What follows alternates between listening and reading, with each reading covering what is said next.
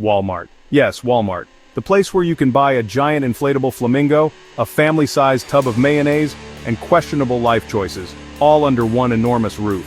For decades it's been an American icon, a titan of retail, sprawling across the nation like a particularly aggressive form of retail ivy. It promised low prices, always. And for many communities, especially those in the middle of nowhere, it became the economic sun around which their fragile local planets revolved. You might love it, you might loathe it, but you couldn't ignore it. It was, and in many ways still is, a behemoth, a symbol of American capitalism in all its glory and, well, its other bits. But hold on to your rollback specials, because the winds of economic change are howling and they're rattling even Walmart's very large, very numerous windows. The company is facing a perfect storm of financial pressures. Inflation, remember that? The thing that makes your grocery bill look like a ransom note. That's hitting Walmart. Rising labor costs are also a factor because, surprise, people actually want to be paid a wage they can live on. Who knew? These aren't just abstract economic theories discussed by men in ill-fitting suits. These are real-world pressures squeezing the profit margins of even the biggest players on the board. It's a tough time to be selling everything to everyone. Then, enter the tariffs.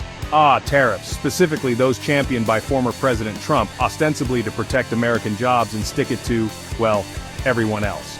The logic was, if you make foreign goods more expensive, American companies will magically start making everything here again. It's a bit like trying to cure a headache by repeatedly hitting your thumb with a hammer. The original problem might get overshadowed, but you've definitely created new, more immediate ones. These tariffs, imposed on a vast array of goods, many of which Walmart imports by the container shipload, were meant to be a masterstroke of economic nationalism. Spoiler alert, they weren't, at least not for everyone. The unintended consequences, as they so often are in grand political gestures, came home to roost right on Walmart's doorstep, and by extension, ours. Instead of a boom in American manufacturing, retailers like Walmart found themselves paying more for the goods they stocked their shelves with. And who do you think ultimately pays for that? Yes, you guessed it, us, the ever-hopeful consumer, searching for affordable Tupperware. This put Walmart in a bind: absorb the costs and watch profits dwindle, or pass them on and risk alienating their famously price-sensitive customer base. It's the kind of choice that gives CFOs night terrors, a truly unenviable position caused by policies that sounded so simple yet proved so complicated.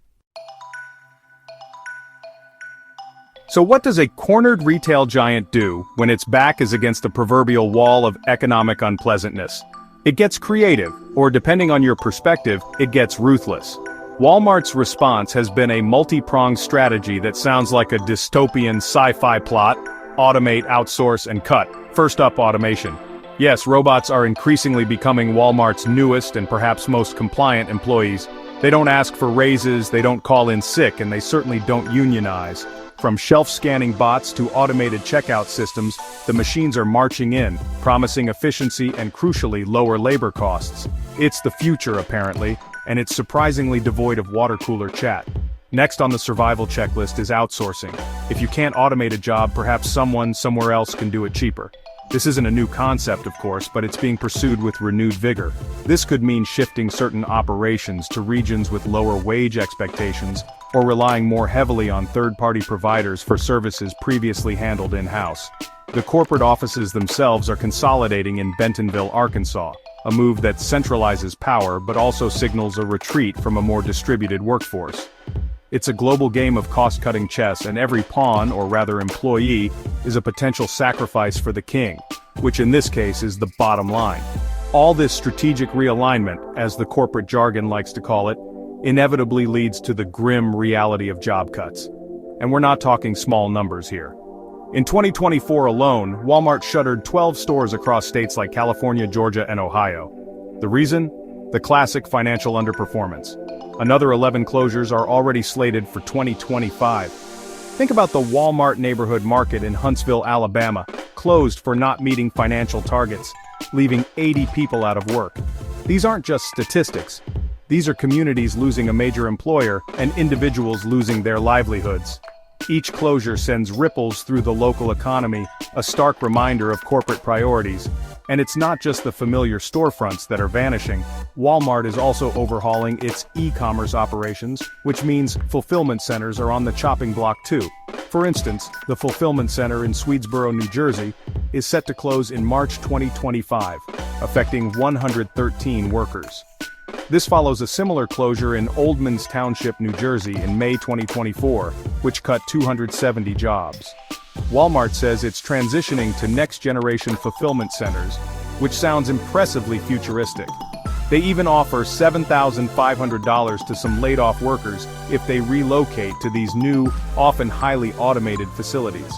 A small token, perhaps, for uprooting your life for a job that might itself be automated in a few years. Let's not forget the people in this equation, the actual human beings whose lives are being reshaped by these corporate decisions.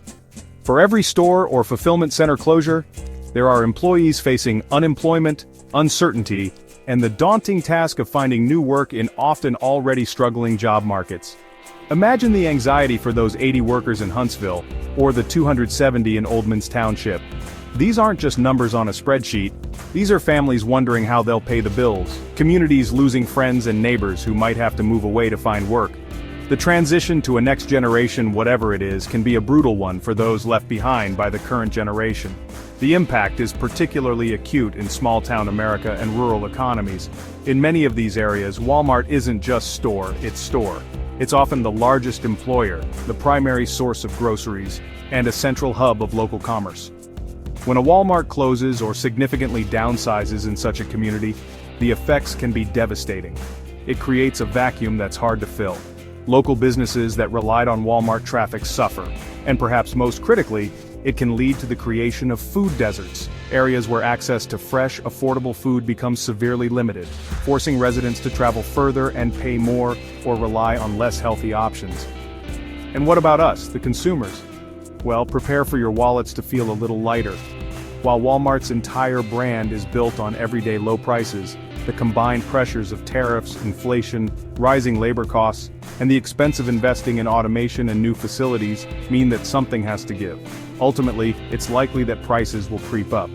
Fewer stores also mean less competition, which historically doesn't do wonders for keeping prices down.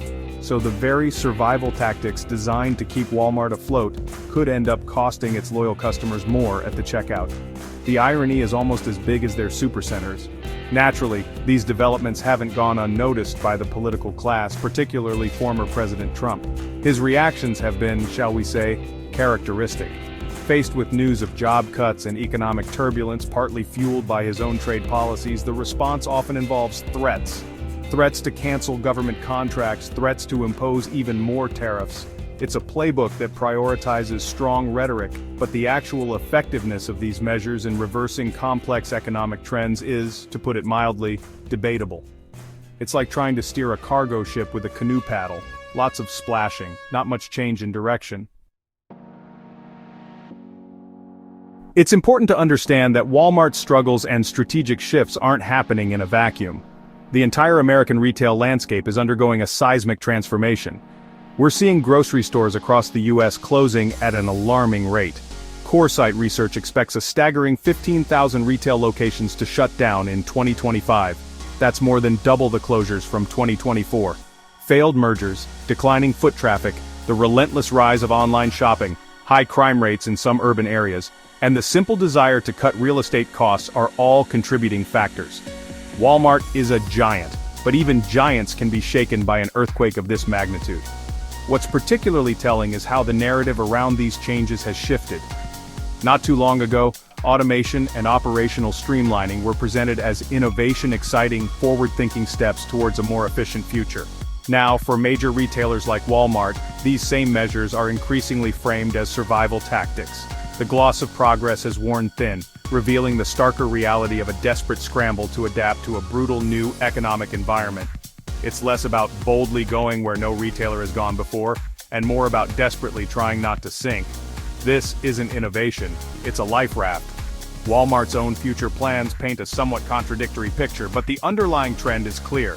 While the company announced plans to build or convert over 150 large-format stores in the next 5 years, and indeed new, expanded stores are opening with more products and technology, it also closed 51 in-store health centers in 2024, due to an unsustainable business model. The message seems to be fewer, bigger, more technologically advanced, and less focused on services that don't directly and massively contribute to the bottom line. This suggests a consolidation, a streamlining, and a move towards a model that relies more on technology and less on a widespread physical presence with diverse offerings. So, what does this all mean for the future of American retail, and by extension for us? It points towards a reconfigured job market, one that increasingly demands tech-savvy workers while shedding traditional retail roles. It could also signal more factory closures, as retailers like Walmart, under immense pressure themselves, squeeze their suppliers even harder. For consumers, especially those in rural or low-income areas, it could mean higher grocery bills, fewer choices, and the exacerbation of food deserts.